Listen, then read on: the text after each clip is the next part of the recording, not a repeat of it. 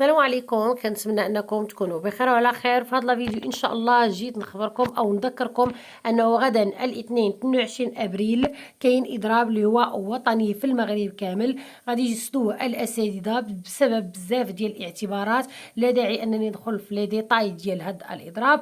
المهم اللي معلوم من الاستاذ ديالو انه ما غاديش يكون بلا ما يمشي يتكرفص، يبقى يبريباري في الدار على خاطرو. وللاساتذه ديالو دائما كيجسدوا الاضراب، اكيد غدا ما غاديش يكونوا. وبالنسبه للتلاميذ اللي ما عارفينش، حاولوا انكم يعني تمشيو في الصباح تاكدوا حتى الاساتذه ديال العشيه واش كاينين ولا لا، باش ما تبقاوش غاديين جايين سورتو اللي بعاد وحتى الوقت ما عندكمش. اللهم تبقى في الدار هذاك النهار تبريباري على خاطرك وتربح الوقت، حيت ما بقاش لينا الوقت بزاف للامتحانات الجهويه والوطنيه. وكنتمنى لكم التوفيق.